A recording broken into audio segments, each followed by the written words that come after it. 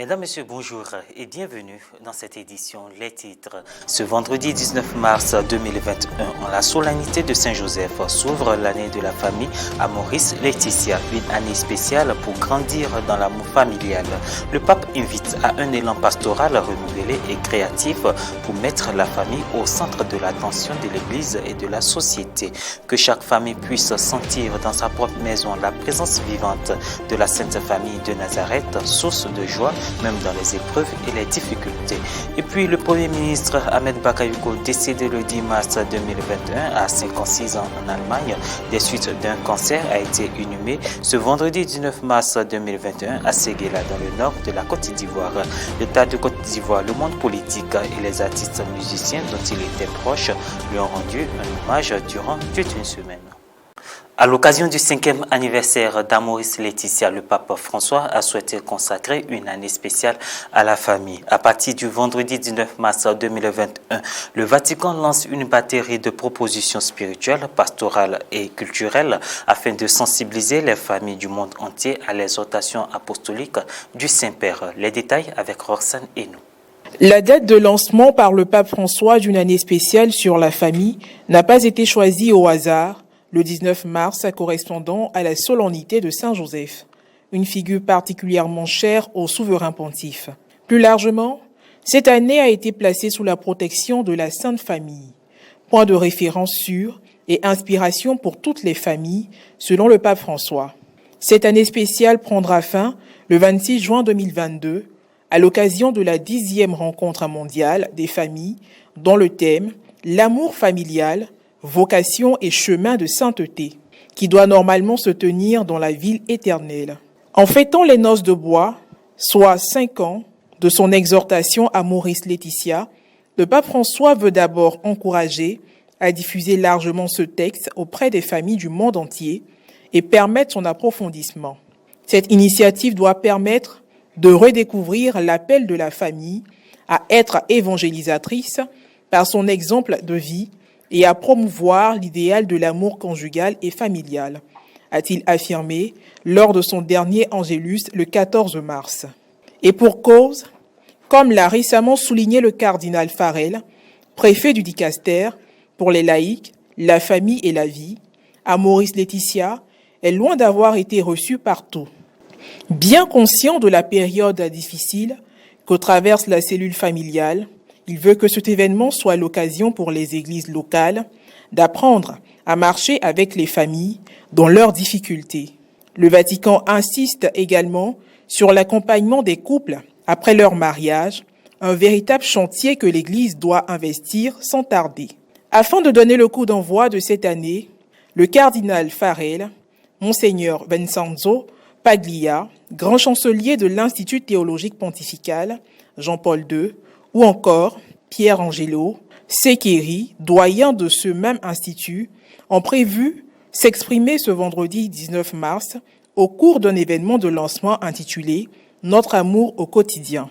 Publié le 8 avril 2016, Amoris Laetitia est le fruit de 2 synodes, en 2014 et 2015, et d'une large consultation des communautés locales, des associations ou encore des instituts de vie consacrés.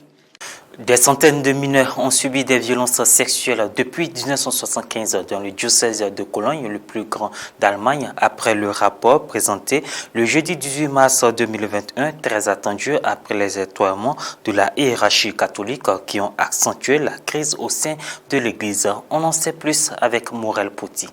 C'est un rapport qui fait froid dans le dos. Plus de 300 mineurs ont été victimes d'abus sexuels dans le diocèse de Cologne, le plus grand d'Allemagne, entre 1975 et 2018. C'est la conclusion d'une enquête indépendante commandée par l'Église catholique. Plus de 200 membres du clergé ou des laïcs sont impliqués. En revanche, ce rapport dédouane de toute faute l'archevêque de Cologne, soupçonné d'avoir voulu dissimuler l'ampleur des abus. Les personnes ayant des responsabilités les plus élevées, y compris mes prédécesseurs, ont clairement été coupables dans de nombreux cas. À partir d'aujourd'hui, dire que je ne sais pas n'est plus possible et irréaliste, souligne le cardinal Rainer Maria Volki, archevêque de Cologne. Si les laïcs incriminés ont été sanctionnés, ce n'est pas le cas des prêtres. L'archevêque de Cologne a aussitôt annoncé la suspension avec effet immédiat de 2 membres de son diocèse mis en cause pour avoir couvert ces actes. Plus de la moitié des victimes étaient des garçons de moins de 14 ans, selon le rapport de 800 pages. Les enquêteurs mettent en avant des années de chaos et un manque de compétences. De nombreux documents ont été détruits en application des règles du droit canonique. Tout autre chose dans cette édition, le Premier ministre Ahmed Bakayoko a été inhumé ce vendredi 19 mars 2021 dans la ville de Séguéla au nord de la Côte d'Ivoire à l'issue d'une semaine de deuil national. Depuis le retour samedi 13 mars de la dépouille mortelle, un hommage à la fois officiel, solennel et populaire lui a été rendu. La nation était réunie à Séguéla pour dire au revoir au Premier ministre Ahmed Bakayoko, décédé à l'âge de 56 ans la semaine dernière en Allemagne d'un cancer fulgurant. L'Italie commémorait jeudi 18 mars 2021 les victimes de l'épidémie de Covid-19 qui a fait plus de 100 000 morts avec les drapeaux en berne sur les bâtiments publics et le recueillement du chef du gouvernement Mario Draghi à Bergame, la ville martyre du nord du pays. Un récit de Roseline Mobio. Le 18 mars sera désormais en Italie une journée de commémoration nationale en hommage à toutes les victimes du Covid-19. Et c'est à Bergame, ville symbolique de la pandémie, que s'est tenue une cérémonie en présence de Mario Draghi, le chef du gouvernement italien. Couronne de fleurs au cimetière local et inauguration d'un bois de la mémoire. C'est à partir d'ici, de cet endroit, que nous nous souvenons de ceux qui ne sont plus là. Dans cette ville, comme l'a rappelé le maire, il n'y a personne qui n'ait pas eu un membre de sa famille ou une connaissance touchée par le virus. Chers habitants de Bergame, vous avez vécu des jours terribles où vous n'aviez même pas eu le temps de pleurer vos proches, de les saluer ou de les accompagner une dernière fois. Les images de cette tragédie ont frappé toute l'Italie et le monde entier, mais il y en a surtout une qui est indélébile, cette colonne de camions militaires transportant des cercueils. Bergame est devenue, bien malgré elle, l'épicentre de la première vague de la pandémie en Europe, au point de devenir la ville symbole de la tragédie qui a marqué le printemps 2020. L'Italie compte à ce jour 103 000 morts et la campagne de vaccination piétine faute de doses en nombre suffisant, alors qu'une grande partie du pays s'est reconfinée lundi 15 mars pour endiguer une troisième vague.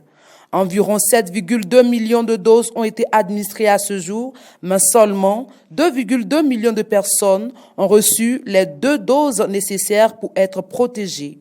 Les chefs de la diplomatie américaine et chinoise en face à face à Anchorage en Alaska, un terrain neutre et polaire pour évoquer des sujets brûlants comme la répression des Ouïghours ou les tensions commerciales. Les détails avec Morel Poti.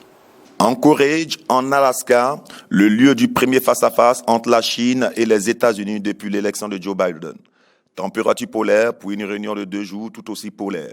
Les actes de la Chine menacent l'ordre fondé sur des règles qui garantissent la stabilité mondiale, a déclaré le chef de la diplomatie américaine Anthony Blinken à son arrivée. Les Américains comptaient soulever tous les sujets qui fâchent et ils sont nombreux. Ils les ont énumérés ces 2 jours, la répression des musulmans Uyghurs de Xinjiang qu'ils qualifient de génocide, la reprise en main de Hong Kong, les tensions autour de Taïwan ou du Tibet, les violations des droits de l'homme, la militarisation de la mer de Chine méridionale, les pressions économiques et les pratiques commerciales indues, le vol de propriété intellectuelle, l'absence de transparence sur l'origine du Covid-19.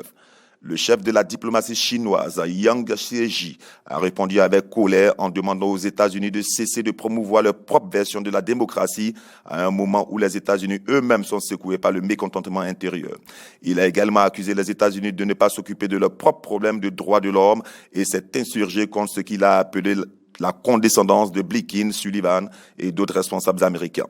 La Chine ne fera aucun compromis sur des sujets concernant sa souveraineté, sa sécurité et ses intérêts, a-t-il martelé. Et voilà, c'est la fin de cette édition. Merci de l'avoir suivi. Merci de votre attention.